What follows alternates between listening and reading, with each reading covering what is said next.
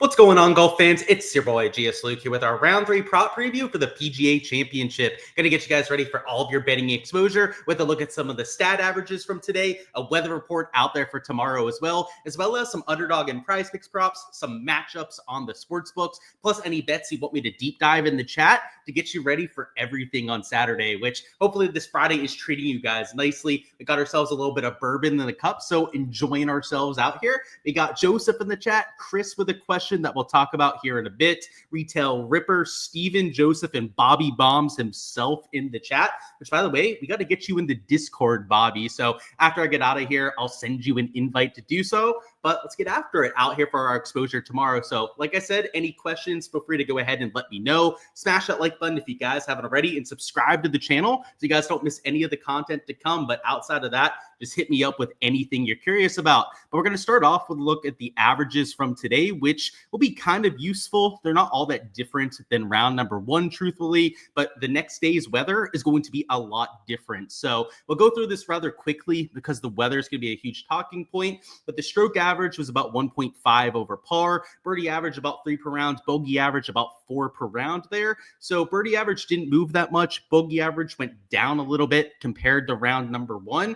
Fairway and green averages got a little bit more favorable in terms of greens. Fairway average actually went down compared to round number 1, but not that much movement. But the reason why I wanted to go through it quickly is tomorrow we have a completely different set of conditions. In the afternoon, the winds are going to really be cranking out there. On this HRRR, they've got it closer to 20 miles an hour sustained, and the wind gusts at about 30 miles an hour for the entire PM. And in the morning, it looks a little calmer with the winds, but this HRRR does have a storm coming through. So the rain could be a little bit troublesome for the players out there. I'd much rather them be in the rain and low winds than those 30-mile-an-hour wind gusts that you have in the afternoon. But no matter when you're teeing off tomorrow, it looks sub-ideal compared to days 1 and 2. So that combined with the fact that the club pros are out of here now means that the pin locations are likely going to get a little bit harder as well. So I haven't looked through the pin locations in its entirety yet. It did look like 14 and 15 were pretty easy setups, but we'll have to go hole by hole because there's a chance that now you get all the amateurs out of there, that they're going to crank up the difficulty. So that combined with 30-mile-an-hour gusts is going to create an extremely difficult set of conditions. So the next thing I want to look at here would be these pin locations, and I've got up the shot tracker so we can do this together here. And hole number 1's first off in the back, which is a longer shot than today, a little bit more room to run up shots. So their birdie percentage will be a little bit higher than round number 2, but more bogeys because you're going to have more left to right misses with that longer shot in. And it brings the bunkers on the sides into play even more. Next up, you got hole number 2, which is a front pin location, which I think will make this a little bit easier, but I don't think it's like a massive difference compared to today. You still have a drop off to the right, just like round number 2, that if you miss on is going to make for a difficult up and down. Next up, you have hole 3, which is in the middle right side of the screen. It's a long par 4, and it's up on top of the shelf, unlike today, where it was on the bottom end of that shelf, which if you were here for the live stream for round 2, you may remember that the bottom locations are always going to be easier than the ones up top. So this is a location that's going to be significantly difficult or more difficult than today. Plus, you have all that wind to contend with. Next up, you have hole number 4, whenever this will load over here. But 4 is a par 3, and it's towards the front side of the screen. So it'll play to a shorter yardage, but you've got little to no room to work with. So getting close to this location, which is about where my cursor is right now, is going to be a lot more difficult than what you had for today. And it's also going to bring that front bunker into play a lot more. So it doesn't look like they're taking it easy on these players, at least on the front 9. Some of the par 5s, though, and drivable par 4s, or I think where they're going to take it easy on these tour pros. So next up, you have hole number 5, which is a where's that one at? Did they skip that? Or sorry, they have 2 listed as 5, or maybe it's just too small, so it looks like a 6. So it's on the right side of the screen on this little peninsula towards the right corner. It's actually not that far from the round 2 pin location. So that one's probably not going to change that much. I will say that because it's closer to this right side, it does bring this little bit of a false front to the right side in play, which is going to make for some difficult chips if you miss to the front side of that. Next up, we have hole number 6, which is a par 3, a long par 3 at that. And it is a front left pin location. So it's about where my cursor is right now. It's a shorter shot in, but it's still going to be well over 200 yards unless they move up the tee box, which is a possibility. But even then, you have this false front, which was in play for some people today. Rory fell victim to that false front. But now that it's further towards the front, there's going to be even more people that end up down there. And it's a chip shot from about where my cursor is right now. So it's almost like a 35, 40-yard chip shot up onto this front left corner, which is going to lead to bogeys and doubles a lot more than you'd think. Next up is your first par 5. So it's hole 7, and it's in the back corner once again. So it was in this back right corner. Now it's going to be in this back left corner for tomorrow, which is a little bit harder than today. And the reason for that is that the bailout to this pin location is to avoid the creek to the right. So you'll see people hit it in this bunker to the left side. If you do that for tomorrow, now it's going to be short-sided there. So I don't think it's going to change that much, but it is a slightly more difficult up and down. Next up, we have hole 8. So let's get that one to load. It's in the back corner of the screen, potentially drivable. And sometimes they do move up the tee box. And if they were going to do it, it would be on a moving day. And especially on a moving day when we have 30-mile-an-hour winds, they know scores are going to be tough. There's going to be a metric shit ton of bogeys that the field is making out there. So to combat that, a lot of times they'll move up some tee boxes. So whether it's on the par 3s, they might do that at 6. I think that's a really big possibility for tomorrow. And then at hole number 8 here, I think that there's a really good chance they explore that as well. And if they do that, that makes for 2 truly drivable par 4s, which is why for the birdie or better board, when it comes to like looking at Prize Picks and Underdog later, like I don't think it's unfeasible to take overs on birdies because you're going to have 2 drivable par 4s, 3 par 5s, which they might not all be drivable because 1, maybe 2 of them is going to be into the wind. But the other 3 of those 5 holes are going to be neutral, if not downwind in some cases. And in the best case scenario, I don't know the exact orientation of this course, but there's a chance that only like one of the holes actually ends up being into the wind. And in that case, the birdie average might be a lot higher than what we're thinking. So this is an example in one of those kind of pin locations I like to point out because it's a tough one on paper. Like if you look at it here with hole 8, it's on this back shelf. But the reason why they use a tough pin like that that's on a shelf and you have that slope behind it here is because they move up the tee box. And it's a chip shot that they're hitting in here instead of a full wedge shot in. Next up, you have hole number 9. So that one is in the center of the green, so almost dead center, which makes sense for an extremely long par 4. It's actually not that far from where you had it today, so I don't think there's going to be a massive difference there. They did move up the tee box a little bit today, so you can see they played it from the very front of that tee box. If they move it back, that could actually make things harder, but I would say they're probably not going to do that with the kind of forecast that we're expecting. Hole 10 is a par 5, and it's in the back corner of the screen, so it's going to play even longer, but if this is playing downwind, it'll be easily reachable. If it's into the wind, then they have no chance at like 620 yards. So I would say the pin location's a little bit harder than today just because it's further into the screen complex, and if you're somebody like Johnny Vegas, who laid up in front of the screen, and it's 600 yards. So like even if it's playing downwind, if you miss the fairway, you're not going to be able to really reach this kind of a pin location. It's a little bit of a longer chip in. You know, you have to go the whole way to this back corner, and the up and down rate's going to be a little bit lower than what you had for days 1 and 2, where it was only about halfway, if not towards the front side of that green complex.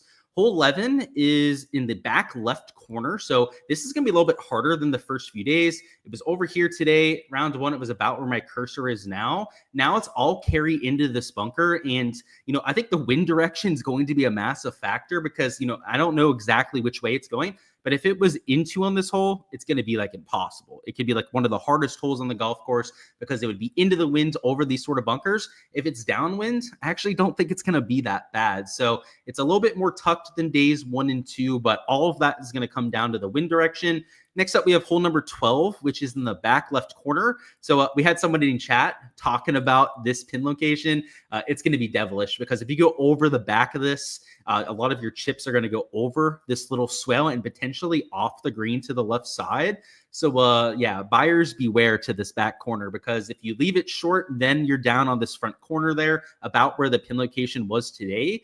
And the up and down, just trying to get a 2-putt from that bottom tier to this top tier is going to be like a 50-50 prospect. It's going to be that difficult to get down into. 13 is a middle pin location towards the front side of the screen complex. So it's a longer shot in. So they don't want to go too difficult on these players when you're hitting something over 200 yards. And it's about where it was for round one. So if you want to look at the same pin location stats, then I don't think it'd be a terrible idea. 14 is the drivable par 4, and this is a stretch of 2 easy pins that I think these guys are going to tear up. So first off is 14 on this front right corner, and it's very similar to the round 1 pin location. Round 1, it was a little bit closer to that front right corner, and it's honestly, it's about at the same spot. It's maybe slightly further into the green than what you had for Thursday, but that is much easier than what you had for round 2, where it was in this back corner, and kind of like you had at that other par 5 we mentioned, where because they're moving it towards the back, it'll be a harder up and down. That's why it was more difficult, because most people were getting it up green side with their driver. The up and down to this back corner is a much more difficult angle, and it's just a longer shot. Sometimes it was 60, 70 yards if players hit their drive offline, as opposed to the front side of the screen, where even if you're offline, it's like a 20, 25 yard chip. So, a lot easier to hit it to that 5-10 foot circle, which is where you're going to see players making those birdies.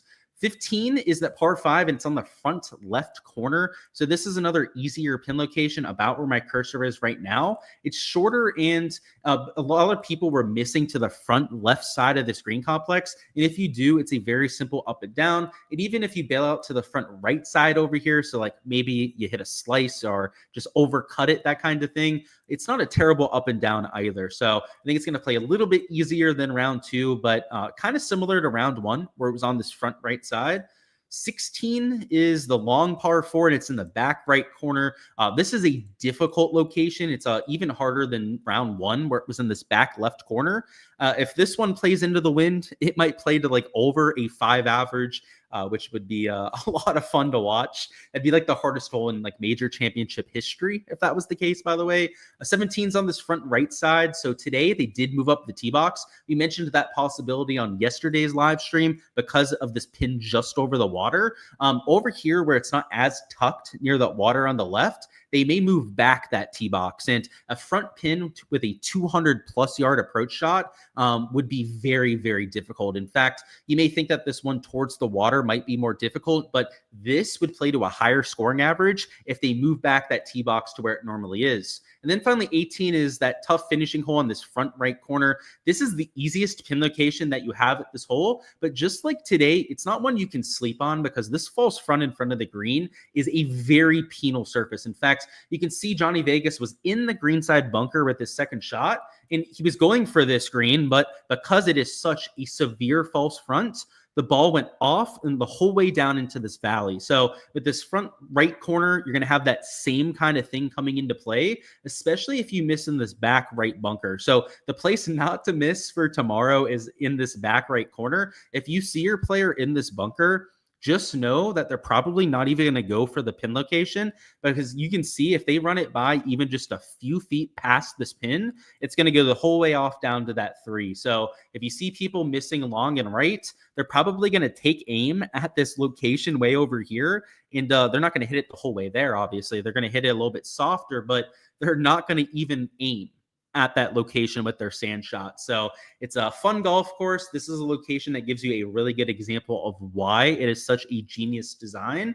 And yeah, it looks like a very tough setup. So the reason why we go through these pins is to get an idea of whether they're taking it easier or maybe a little bit harder on the players. I think they're going to move up some tees. So like, for example, the drivable par 4s are going to be really gettable for these players, like 50% plus birdie rates probably on those kind of holes. The par 5s are still going to be gettable because these are your world's best players, especially now that you have all the Club Pro slapdicks out of the mix. I think that's really going to make a difference when it comes to the scoring. So your birdie average, this is going to sound crazy, is going to go up, I think. I think it might go to like 3.5 per round.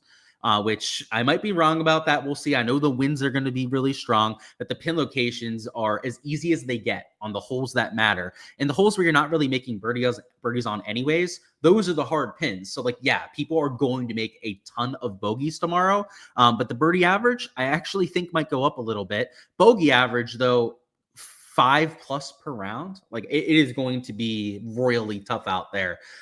Birdie average, I would say probably conservatively stays the same in most cases, has upside to maybe go up to like 3.25, 3.5 per round. But if it's a 3.25 birdie average and like a 5 bogey average, that's a +2, +2.5 scoring average. So that's kind of what I expect for the field, something about +2.5, which that's even considering the fact that all the club pros are going to be taken out of the field. That's just how difficult a golf course of this stature can be when you have 30-mile-an-hour winds. It's just borderline unfair for these players, especially with how firm and fast the greens are. And I hate to throw the possibility out there, but with 35-mile-an-hour wind gusts, there's a chance that they have to stop play at some point. So they probably won't cut the greens. They probably won't roll the greens overnight either. Don't be surprised if early tomorrow morning the greens aren't running as fast, which to kind of point this out though, the morning guys tomorrow, like you can see that they have lower winds, but some rain that's going to come through. Because they're not going to cut the greens, they're going to be running slower. These early guys that have no wind out there, I think could really score, like especially because like that drivable par fours are going to be really gettable. Even some of the other pin locations, like if there's no wind, you hit a fairway, I could see going after it a bit. Those first few guys, I could actually see taking some positive stance plays on. But after you get past like 11 a.m. here and all hell unleashes when it comes to these wind gusts, that's when I don't want guys out there. And just to give you guys an idea, it's not even just this forecast. HRDPS has after 1 p.m. being absolutely brutal. NEM model has everything after noon being brutal. Meteo Blue has everything after about 1 being a lot windier. Now, this one's a little bit more tame than some of the other ones we've seen. Wind gusts, we're still 25 miles an hour there. This one is the PM. This one is also the PM where most of that is. So you can see maybe those morning guys just kind of looking through this. It's what I said for the Showdown live stream. I think the morning guys could get a little bit of an advantage. PM guys, though, look like they're absolutely screwed. So keep that in mind with these averages. Morning might only play like 0.5 to 1 stroke over par. PM is where it could play like 3 to 3.5 strokes over par. So a lot of that is dependent on these forecasts being accurate. But if so, it's shaping up to be a day where the guys that just made the cut, so your Rorys, your Xanders, even like your +1, your evens, -1s, could end up in contention, if not like a couple strokes off of the lead by the end of the day, just because of how this weather is shaping up. So I would say if you're a Rory or Xander, you just made the cut, this is probably the best kind of scenario you could have seen. You just need to make sure that there's no kind of delays tomorrow. Any sort of delay would kind of screw that up for any of those kind of players. But it's interesting out there from the setup of the golf tournament. So what we're going to do next is we're going to go through some Underdog and Prize Picks props that I like. Any bets that you guys want me to deep dive, now is the time to go ahead and throw them down in chat. It can be Prize Picks, Underdog. It can be matchups, 3 balls, any of that on the sports books. Feel free to go ahead and let me know. But we're going to spend some time talking about some props that I already like. 2 that I've already found an Underdog that we're going to play. And then Prize Picks, we're going to add some more exposure on top of it. So anything you want to fill the cracks in on, feel free to go ahead and let me know. But before we talk about a few of the props I've already played, let's catch up on what you got in the chats. Thank you, man. Appreciate that, Joseph. 3rd round leader bets. You had Scotty's 2nd round leader, and he was close, but no cigar. And you took somebody pretty far behind, going with Scotty Scheffler, but he's the GOAT. I guess if Vegas would have faltered, you would have had a chance to get there. We'll take a look at those later, Jake. I do want to focus on the prop boards before we talk about that kind of thing. But because the weather situation is setting up like it is, you know how you went with like a long shot with Scotty? Like, I think you should do the same kind of thing. I don't know if you want to go like 10 shots back, but maybe starting in like that -2, -3 range, you could take a high upside player that maybe goes out there, runs the table with a -5 round. I think the leader after tomorrow could be like -6, like just because of how severe those conditions look like. You might want to think about that with your strategy. Yeah, weather is really bad, by the way. Not even just a little bit. I'd say some of the worst weather that we've seen. You said that you noticed that Scotty was 70.5 for round 3 on DraftKings. That's a smash for you. You said that you know it's going to be tougher, but the best in the world can shoot -1. Yeah, so the strokes props are a little tough for me, Bobby, but I do got to say shooting -1 for the world's best player isn't that out of hand, especially because we've seen him in harder golf courses play well, even when you have these kind of conditions before. So we'll have to deep dive what the sportsbook odds actually look like on that sort of prop, but I wouldn't be against it. Like if anyone's going to shoot a little round, it would be a Scotty. Some of the more well-known grinders or mutters that we have on tour. So like your Fleetwoods, if Patrick Reed would have made the cut, he would have been great for this sort of slate.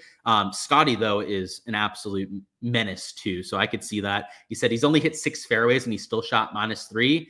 Yeah, he didn't have his fastball, and he had one of the best rounds of the day. So I think that tells you a lot.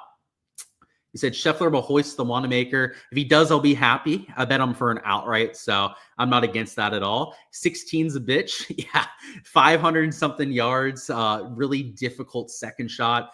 Wind, water in play as well. I totally agree with you. Yeah, the Green Mile's a lot of fun to watch. I don't know if you guys had that live stream up today, but that was a whole lot of fun. He said holes 1, 3, and 11 will be directly into the wind. Should you hammer bogey on those holes? Yeah, so if you know for sure that they're into the wind, I don't have that knowledge ahead of time. Yeah, because one's a tough pin, and then you said, what were the other 2 ones? I think it was 3 and 11, right? Yeah, so let's look at 3 and 11 on here. 3 isn't the toughest pin location, but I mean, it's a long par 4, so I'm okay with taking fades on that sort of hole. And then 11 in the back left, I think that's probably the best value out of those. 1 or 11, because if that's directly into the wind, that's going to play long. That's like 485 yards to that kind of back location. It was like 470 today, so you're adding maybe 10 yards on top of that. And it's all carry over that bunker. So yeah, out of those 3, man, 11 looks the most fierce. No lead is safe with Sunday. Yeah, dude. I think if you're not up by 3 strokes on Sunday, you can't count on it. He said, hey, Luke, under on greens and reg tomorrow. Yeah, we're actually about to talk about that here in a second, Jason, but that's one of the first few props that I actually entered. And then he said he placed an outright today on your boy Thor Bjornsson. He's a stud. I bet him at Corrales. He nearly got the job done behind Garrick Higo, who ended up hoisting the trophy there. He's going to win a bunch on tour. I think like a year from now is probably when you'll see him win his first tournament. I'd be kind of surprised if it was this week. I will say that for Michael Thorbjornsen, but I love him too, man. He's an absolute stud. Let's talk about a few props I've already entered. So over here on the Underdog side, here's the first 2 props I want to point out here. It's going to be a JT Poston under on greens and then a Rory McIlroy under on fairways. So let's start with the JT Poston one just because it kind of fits the weather narrative we talked about. He goes off at 1:45 p.m. Eastern time. That's if there's no delays. If there's delays, it'd actually be even better for us if he's teeing off in the windier conditions. But tomorrow, I'm taking his under on greens because I think that average is going to plummet. With over 30-man-hour winds, I know that you have the club pros getting out of there. I can't see it being over a 10 average for the field. So a JT Poston, by the way, who this year on tour does not rank well in greens regulation. He's had a really good start to 2025, one of his best ever for his career, actually his best start ever in his career at this point. He's number 115 on tour still in green regulation percentage. So well below the average when it comes to that kind of category. And he's even money. And then over here on the sports books, if you take a look at his number, he's a -130 for the under. So, you're getting him at even money on this sort of book. I think I'll go ahead and mix that in. And then the other prop I mixed it in with was this Rory under on fairways. So it does have a multiplier. The payout on this is only 2.6x, but I just really like both of these props. So I'm going to go ahead and take them anyways. But just to show you this Rory McIlroy one over here, he's -140 for the under. So that's why you have the multiplier. So it's not like we're getting value on it because they did put the multiplier, but I'm still willing to take it because shout out to my guy Harley, who's one of my buddies on my Discord who I talk to all the time about doing a lot of research for these events. Of the last 22 rounds that Rory has had at this event, it was round 3 last year. It was the only time in his last 22 rounds at Quail Hollow where he's gone over this line. And that's nuts. I know it sounds crazy. I actually had to go and even look at it myself to make sure he hadn't missed anything or something because it was just such a crazy stat to see. But he's 100% right. 21 of his last 22 rounds at Quail Hollow, he's gone under this line. And there was only one time out of those 21 times he went under where he got to 8 fairways. So 20 of the 22 times, he hit at most 7 fairways around this golf course. What that tells us is that Rory is not concerned with hitting the short stuff around here. It's all about setting it up and getting as close to the hole as he possibly can. And it makes sense that if he hits it as far as he does, it's going to be hard to hit the short stuff. But you give me that kind of hit rate, You give me a player with Rory who, by the way, doesn't even have his regular driver this week. They told him right before he started competition that his driver wasn't conforming on Thursday morning. So maybe that's why he only hit a few fairways on Thursday. Today was a little better, but he still only hit 6 fairways in round number 2. I think that's an issue. He's always had issues at hitting fairways around this golf course, and that's why I mixed both of those in there. So I'm going to go ahead and mix it in over here on this account, and you can see it's that 2.59x payout, and now it says we don't offer pick'em in Florida. We have the champions mode down here. What, did they change that up now? I know they didn't, so I know it's just a glitch. Let's go ahead and do it here. We'll take this 2 for 2.59x. So you got the under on Poston, which is line value. Not so much the line value on Rory McIlroy there, but more so just a prop that has an insanely high hit rate historically at this course. So those are the first 2 leans that I had. Rory McIlroy is going to be playing when it's a little bit calmer, but he's played in calm conditions plenty of times before around Quail Hollow, and he's gone under it in over 90% of his rounds. So that's why that one was an absolute no-brainer for me over there on that site. But in general, like these unders on greens, if I think the average is going to be about 10 per round, there's a ton of value to be had for players at that sort of number. So for example, a Matthew Pavon, he was somebody I considered adding to the slip before we got on here. He's also at 11.5, but he has a multiplier at 0.91x. The reason why he's also value, and I might even consider playing it at that, sorry, we're on the wrong category. Let's get to the greens regulation. So we're looking at the right number. He's also minus 140 for the under. So just like that Rory prop, like this might be something that we go back to over here in Underdog and add a second slip on, because if we take a look at the averages for this year, he's even worse at hitting at greens. He's number 161 on the PGA Tour in the category. So if I think it's going to be about 10 for the field average, he's got to hit 2 more than the field average to cover that kind of line. And he's a well below average player when it comes to hitting greens. And because he's towards the top end of the leaderboard, he tees off an hour later than even Poston, who has a late tee time himself. So those late guys going to be out there when the winds are absolutely kicking. And I think that could be a problem for some of these green and regulation players. But before we find a pairing over here for Pavon, I do want to go to the prize pick side. So again, any props you want me to look at, just let me know. Yeah, Rory's got the backup driver. This under's a lock. I wouldn't say lock. I don't use that 4-letter word often, but I agree with you, man. I think that's an absolute steal. He said, you have a 50% boost for a 3-leg. What could you add? Oh, look at that. So I guess this helps you out with that. I'd add Pavon to it. I think that's like 4.25x you'd get for those 3. But if it's a 50% profit boost, then you're getting that to like 5.75x or something like that. Oh, something around there. I tried doing that mental math real quickly. Decent payout, I guess, if we went out there in that direction. So yeah, maybe do that, man. We're going to come back to Pavon though, and potentially add something to that. But before we do it, I do want to go through Prize Picks, which has slightly different pricing than what we have on the Underdog side. And I will remind you guys, for all the exposure that I'm playing for round 3, we're going to go over a couple slips here together here on the live stream. But usually for these rounds, I'm entering like 6 to 10, maybe even 10 plus slips, considering on the value that's available. So if you guys want my entire portfolio of exposure, that is what the Patreon page is for. $15 for the prop tier is all you have to go out there and get every single slip that I'm entering. Not only that, but the averages for every round, also weather forecasts to help you do your research, and of course, every single slip as soon as I enter them. So check that out for all of that later on.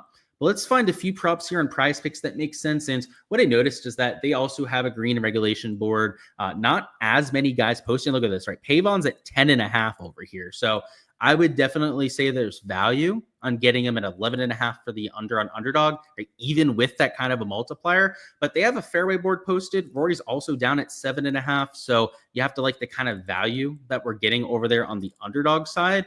But this bogey board was intriguing to me, because if I think the average is going to be about 5 per round, guys like Cam Davis, Eric Cole, Hisatuni, Riley, that all aren't the best when it comes to their bogey avoidance, could be overs to consider. And like, I hate to pick on my guy Homa, because he does look a lot better this week, maybe even close to being quote unquote back, as some people would say, but he's not an elite tier bogey avoider. And if I think there's going to be that much carnage out there, there could be some overvalue on these sort of players. Now, I already looked at the sportsbook line value. They do have some lines for these guys on Draftkings.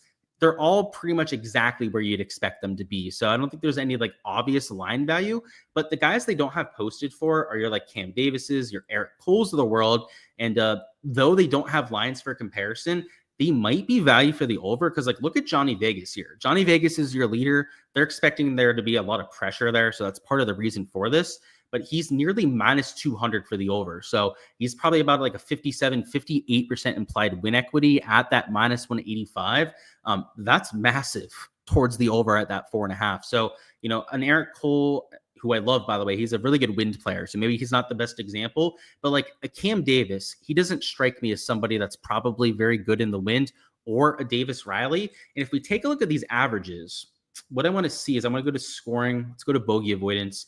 I want to see of these guys at 4.5, like who the worst player is, because I know it seems like a high number, right? Making 5 bogeys out of your 18 holes, but it's literally 30-mile-an-hour winds. So if these guys are going off later, like you have for some of these guys, like I just think it's going to be so tough out there that it makes sense. Let's see what they have. Davis Riley, that'll be the first player we researched. He's number 133 on tour when it comes to bogey avoidance, and that's despite having a pretty decent start to this year. So like at that 4.5 number, he might be one of the first guys to consider. Let's look at Davis, Cole, and then Hisatune as well. I want to see where they rank in this category. So let's go Cole. He's number 72, so he's a little bit better, and he's a good wind player, so we're not going to take that one.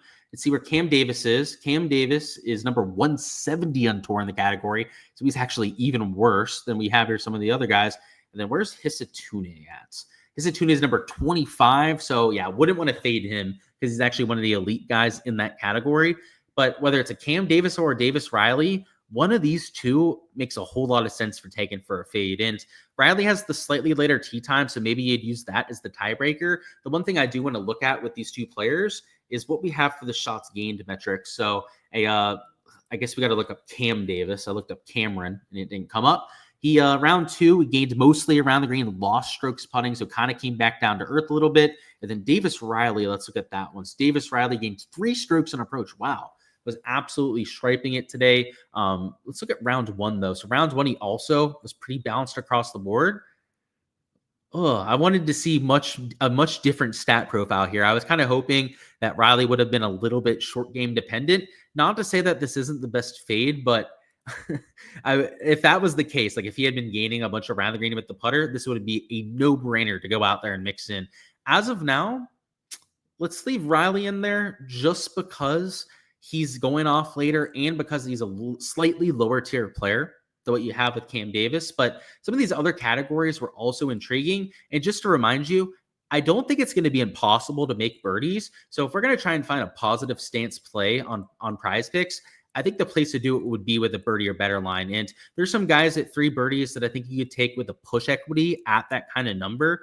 So like, for example, like McIntyre's a world-renowned wind player. Being from Scotland, you would think that he'd be that sort of player. But like a Victor Hovland at this 3.5 mark, he's minus 130 for his over on DraftKings. So just to give you guys an idea of that, let's go over here and find him. So here's Victor Hovland. You'll see he's minus 130 for the over. He's going off a little bit later. That's the only real negative that I have with a Victor Hovland here. If he had a tee time that was earlier in the day, maybe closer to like 8, 9 a.m., I would be absolutely smashing this sort of prop. So what we're going to do is we're actually going to go to DraftKings, and I'm going to see if there's like an AM guy, somebody going off with the first few groups when the winds aren't going to be as severe, that we might be able to take for an over. So Xander Schauffele, he's probably at 4 birdies, but let's see if for some chance he's at, he's there at 4. I saw him right off the bat. Towards the top here. Let me see if we can find an earlier guy here that can make sense. So like Morikawa, let's see what the sportsbook line value is on him. So he's about even money, actually even juiced slightly towards the under at that number. So maybe not the best candidate for that. We could look at these guys at 3. Neiman, his tee time at 11 is maybe a little bit later than what I'm hoping for. Realistically, the earlier the tee time that we can find, the better. And these are sorted by tee time for the most part, from what I can tell here. I'm just scrolling through them just in case. Some of them aren't in the exact order. And they don't have a whole bunch of the morning guys on here. So maybe let's go to the strokes board and see what we can work with over here. Because if we can find somebody going off when the winds aren't all that bad, like I think there could be some guys shooting -1, -2, and really moving up that leaderboard. So let's see what Xander's at, who he's kind of been sketchy so far, but I just want to see what the sportsbook line value looks like. So he's actually -155 for the over, just out of curiosity. So yeah, they fixed the payouts with the bogey props. I wanted to see what they were doing there. But these morning guys, the sports books don't seem to like a whole lot of them with the odds. But I actually think they're going to shoot better than what they're projecting for here. So let's go to birdies. I do think those pin locations are going to be gettable out there. So we could consider this Xander over on birdies at 4 with the push equity there. But one of these guys at 3 is kind of calling out to me. They're at the first tee time we have here is about 10. That's the issue. If you want a truly early tee time, it's either got to be Xander here with the 4 birdies or Rory McIlroy, who he's also got an 8:25 tee time. And just out of curiosity, let me see what he's at for the sportsbook line here. So he's also minus 150 towards the over. I don't necessarily agree with that. I think he should be juiced towards the over. And who's his matchup against? So he's matched up against Xander Schauffele for that. They're both going off early, so there's not any sort of weather edge between those two.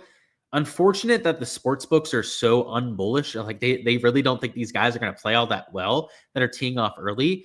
But in the no wind conditions, I think they're going to have a lot more success. But just to kind of comb through a few other players that are options, let me look at Jaeger's odds. Jaeger, he especially played well in round 1. Let's also look at Rasmus. I'm not sure if they're going to have lines posted, but if they're value for the under, we could consider it. So Rasmus doesn't have anything. Let's see if Jaeger has a line. So Jaeger doesn't have anything posted quite yet. So Burns is juiced under. What's Burns set at? If he has a line, nothing. Has nothing posted, unfortunately. What else do we have on here? McNeely's going off early. Is he on here at that sort of number? 72.5. Let's see. Nope, not posted. So it looks like they're on to us, Draftkings. Like they kind of maybe agree with me. They think the morning guys aren't going to play to as hard of an average. Maybe that's why they're going with this. Let me see what Daniel Berger's birdie line is at. Daniel Berger just can't make a putt for some reason recently, which isn't a great thing. So he's at 3.5 and juiced under. So the push equity at 3 would make that playable. I wish we had a 3.5 that had like minus 130 juiced for the over. I just hate these even number guys a lot of times because like the push doesn't do you that much good on a set like Prize Picks. Prize Picks has one of the worst rules when it comes to giving you push equity. But let me see what Coco's at. Let's look at Cam Young too, if we have a line for comparison. So Cam Young has slightly better odds for the over. So maybe Cam Young's the better play at 3 just because, right, he's got less juice and he's at that same kind of number. But who else do we want to research? Let's go. We already know Cam Young. Let's look at Coco. Let's look at Højgaard. And then Wyndham Clark. Oh, Clark's going off a little bit later. Let's look at Corey Connors for sure. That's what I want to look at here. So Corey Connors is minus 165 under. So maybe not the best one there. Where did Cam Young go? So I think this might be the slip that we end up taking here. So the idea with Cam Young, and I really wish he had an earlier tee time. Like literally the only guys that they have that are actually going off early on here are Xander and Rory. It's just like such a shame that they're only giving us that sort of option. But Cam Young going off at 10, like the drivable par 4s, I think he's going to be able to go out there and attack. The par 5s, he should be able to reach at least 1 or 2 of those out there in 2. What I want to check next is his birdie percentage for this year because I know it's not that great. He's had a terrible 2025, one of his worst, actually, in fact, by far his worst season that he's ever had on the PGA Tour, including his rookie year. He's, in fact, a lot worse now than what he was in his rookie year. But even then, terrible 2025, he's a well above average birdie maker on the PGA Tour. So if I think the average for birdies is going to still be at least 3 per round because of the fact that they're making the pins easier, they might move up hole number 8, then this has to make sense. And then the Davis Riley one, we weren't completely sold on that one before.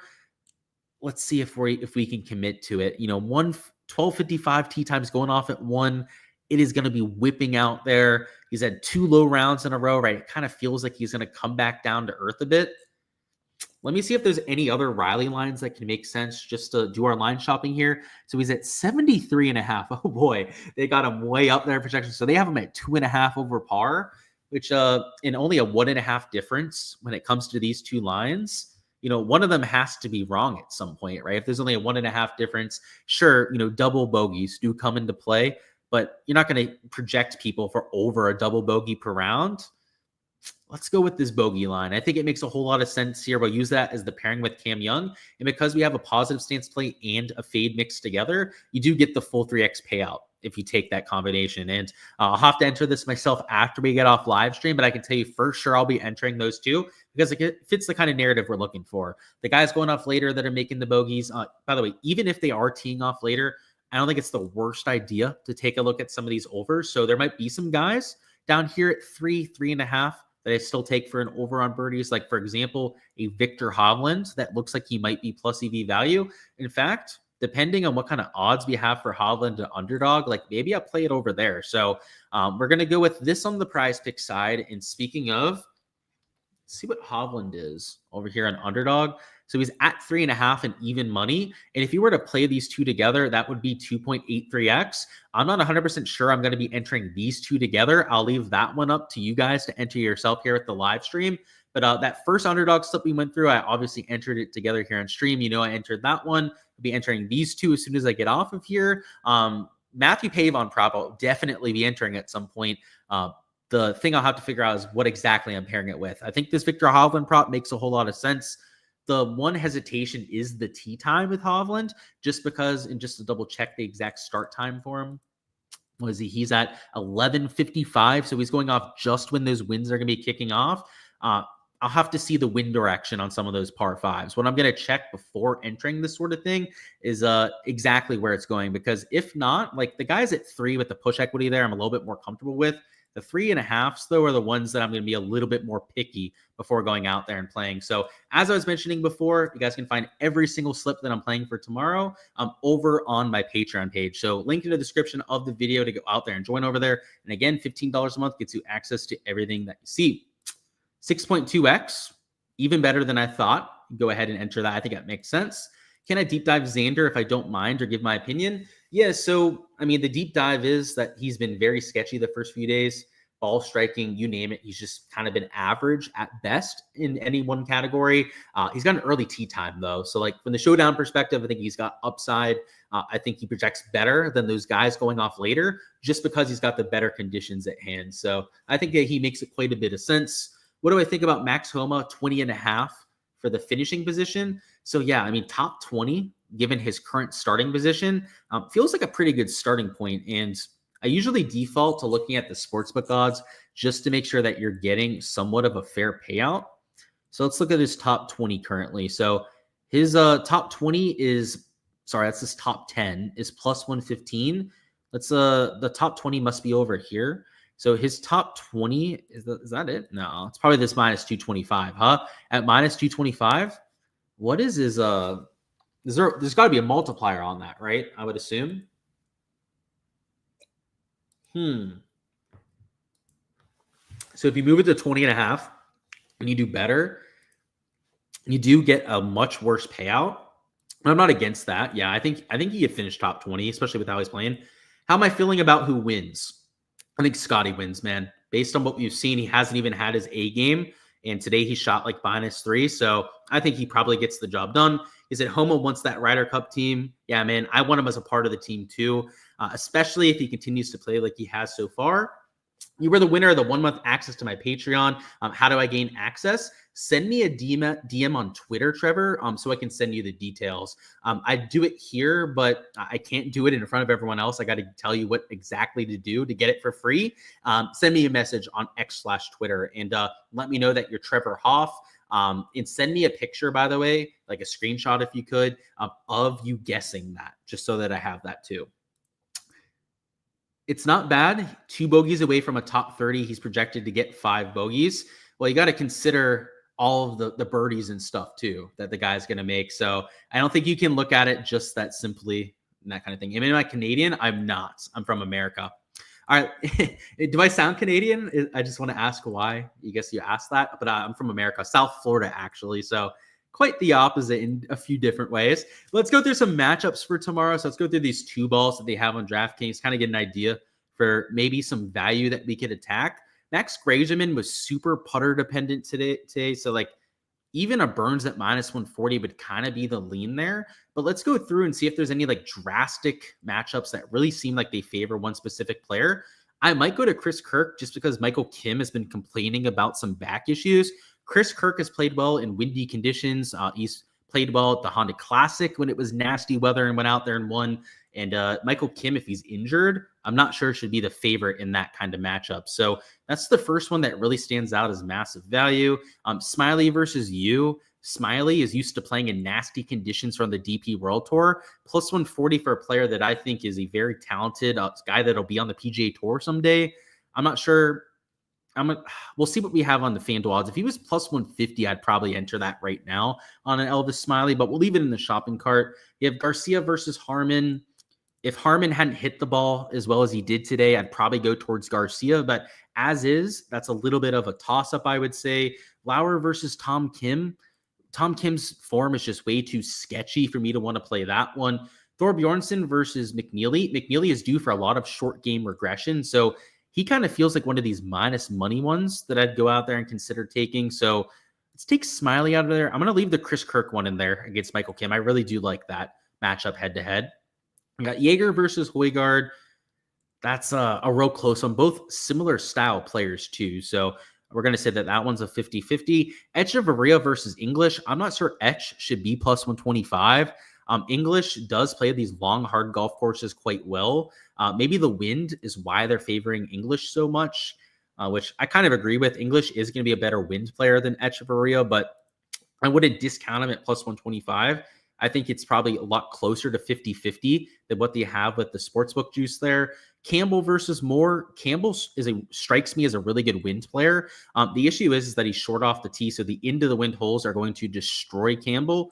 But I don't think he should be the underdog against Moore here because his style of play of hitting the ball straight and hitting the wedge as well, I think could translate well to this sort of a round.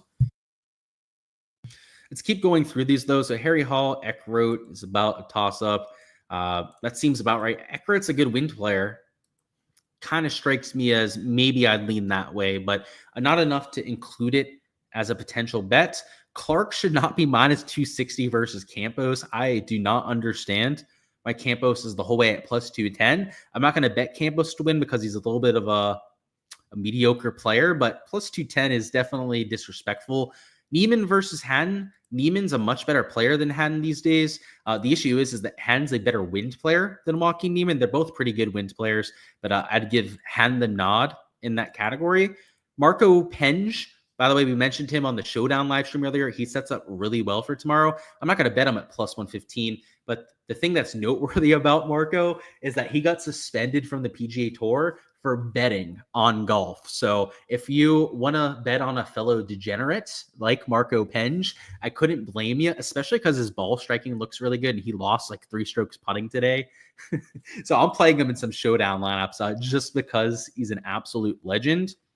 The Rom minus 185, I'll never bet that at that kind of juice. Victor versus Fleetwood. Fleetwood is a really good wind player, but Victor's not somebody that I'll disrespect by taking at like a minus 125. Like you don't take minus 125s against players like Victor Hovland. You do it against slapdicks. And Eric Cole versus Cam Davis. Now this could be a really good one. This is like a win narrative extreme. Eric Cole is unbelievable in windy conditions. He's like one of the best players on tour when it comes to getting over 15 miles an hour of sustained winds. So yeah, give me Eric Cole against a Davis who doesn't seem like as much of a mutter. And I say seem because he hasn't played in that many like golf tournaments with that kind of conditions. Or at least he hasn't shown up and played that well in those kind of golf tournaments. Noren is known as a mutter, but he's coming back from injury, so I'm a little bit sketched out by that. Richard Bland, he's a good wind player too. You've seen that on the Live Tour. Unfortunately, though, he is a lower talent level player, so kind of understand why he's at that plus money. I get why Bryson's the big favorite there. I was going to say disrespected Pendrith, but it is Bryson that they have him matched up against. I think that's probably minus 125 seems like decent odds for that Gerard Higo group. I got to say, Higo does not seem like a mutter / grinder, so I might lean towards Gerard, but Gerard's had 2 really good rounds in a row, so I have my doubts that he's going to continue it going. McIntyre versus Poston. McIntyre is another one of those really good wind players. So like out of these 5 guys that we've chosen, they're all kind of narrative-based wind players. So if you can't tell, I think that's going to have a big deal or a big impact on my process. Fitzpatrick versus Siwoo, that's a toss-up. They're both really good around the green players. And then, yeah, the group with those two leaders, Vegas, Pavon, the same kind of thing. I think it's a little bit of a toss-up with those kind of guys going to be feeling the pressure for round number 3. So if you want to consider some of these matchups, it would be these ones that would be towards the top end of my list. The ones that are minus money, like maybe you take Maverick, Cole, and McIntyre, and you play them for a 3-leg parlay. Maybe you take 2 of them and you juice them for something that's into the plus money. Or you can run these 5 as straights as well. But either way, I'll probably run them all 5 as straights. That's normally what I do on Hard Rock Bet. And now I have to check what kind of odds I can get on these before I enter them myself. But normally I get the same, if not better odds than what I get on DraftKings. So that's the one thing about Hard Rock Bet that they do well, is that the matchup odds are a lot more favorable than their outrights. The outright odds that they post are absolute trash in most cases, but the matchups, 3 balls and whatnot, tend to be a little bit better. So let's see. They have them with the tie though, which is a little bit disappointing. If you tie, you lose on Hard Rock Bet. So I might want to avoid some of the like parlays just because of that kind of aspect. And they don't have all the matchups posted quite yet. So I'm going to have to wait until they get all of those updated on Hard Rock before I enter them myself. But these 5 are going to be the ones that I line shop and add to my portfolio if I get a decent number on them. And my numbers I take are going to be a little bit different because they include the tie equity. So like by default, they're going to be better numbers. So like, I'm not going to take them at plus 120 with that tie equity. It'd probably have to be like plus 130, plus 135 for, if not even slightly better than that for me to play Chris Kirk.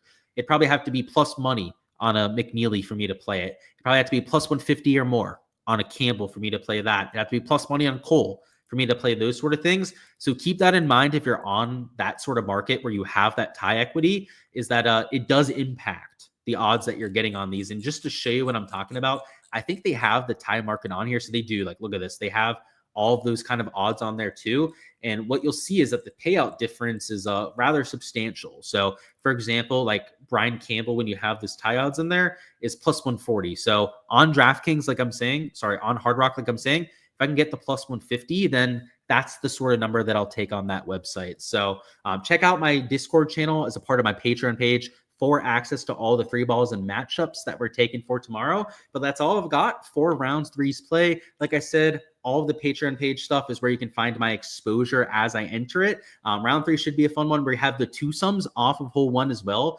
which is very favorable for us doing props because we get tee times from 8 a.m. the whole way out until like 3 p.m., which means as play starts and we can see guys getting through the entire golf course, we're going to be able to use those averages and then play them for some of those PM wave players.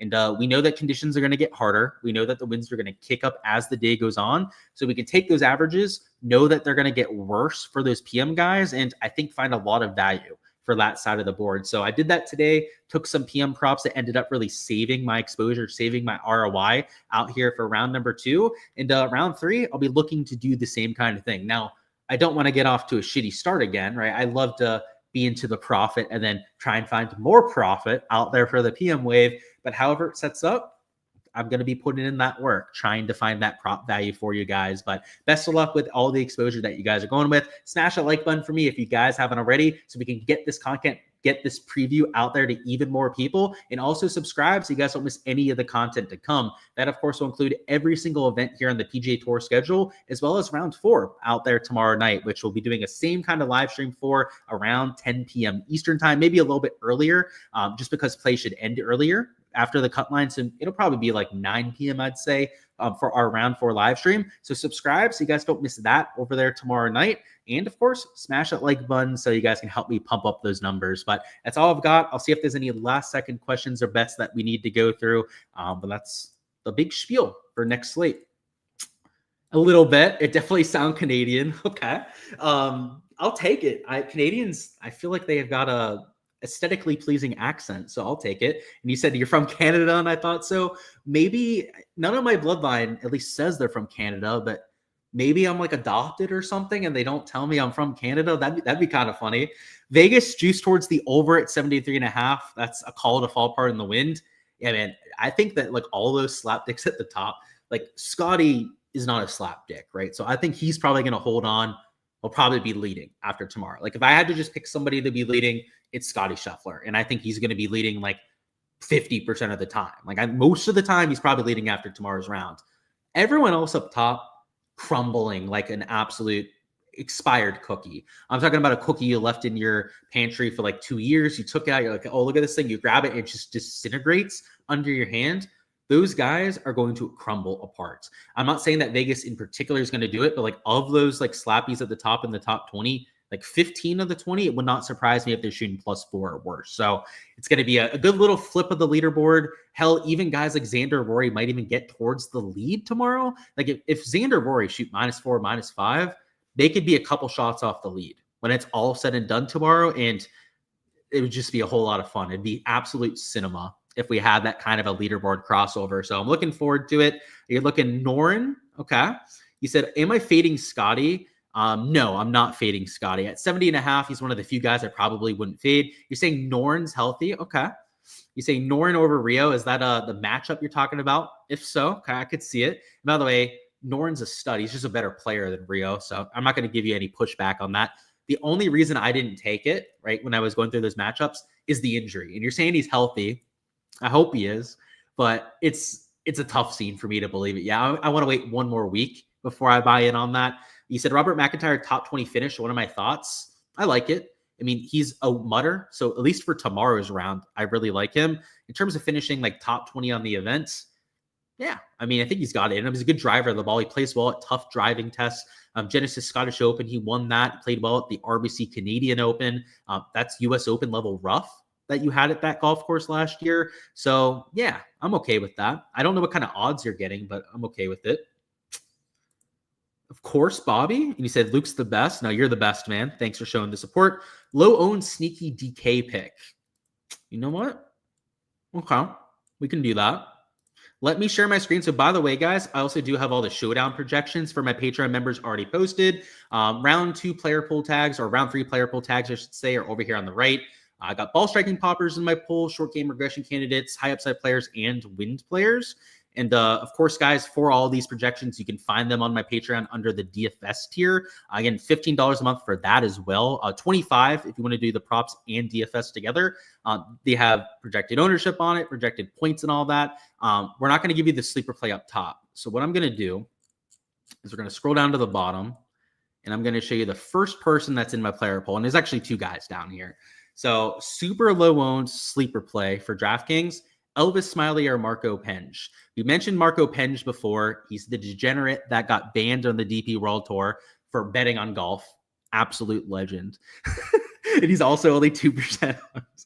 But also Elvis Smiley is from the DP World Tour, and I kind of mentioned him a little bit earlier too, but he's a good wind player. He's shown it before on the DP World Tour. He won an event when conditions were super nasty, and he's essentially unowned at $6,200. So one of those 2 players. But like I was saying before, guys, for every single player in my player pool, I think there's like 25 to 30 for tomorrow's slate. You can find those on the Patreon version. It's got the ownership projections, which by the way, are the most accurate in the industry. Yesterday, I saw websites that had guys like Scheffler at like 10% projected ownership. He came in like 30% owned today. So by the way, if you're a part of a website that has showdown projections and they had Scotty Scheffler at like 10, 15% projected owns, whoever runs those projections is an absolute dumb fuck. There's no other word for it. Sorry, excuse my language. If there's young ones around or anything, but they're complete fucking morons. Whoever put those projections together, because they don't understand the simple fact that people spend all of their salary. It's like the most obvious thing that we have in Showdown is people spend within $500 of their max salary. If you didn't know that Scotty was going to get that 30% ownership, you left like $2,000 on the table, because those websites, by the way, I'm talking about, it was multiple. It was like 3 or 4 of them that I saw around the industry that had like all these guys up top because they didn't play well for round number 1 at like 10% owned, because they're like, oh, everyone's going to fade them because they started off terribly. Yeah, bullshit. People are still going to spend all their salary. And, you know, if you were a part of those websites and you tried to play Showdown today incorrectly, you're like, oh, I could place 25% Scotty and get that leverage. You were like under the field on them if you went out there and did that. So if that's you out there, I feel sorry for you guys in round 2. My community had a massive Showdown day for our round 3 success. Join my Patreon page for all of that so you can get actual projections for tomorrow. But yeah, Elvis Smiley, Marco Penge, those would be the 2 value plays to get to. Alrighty, guys, that's all I've got for the round 3 live stream. I appreciate you guys stopping by as per usual and showing all that love. Best of luck with all the exposure that you're getting to. I'll see you guys out there tomorrow night.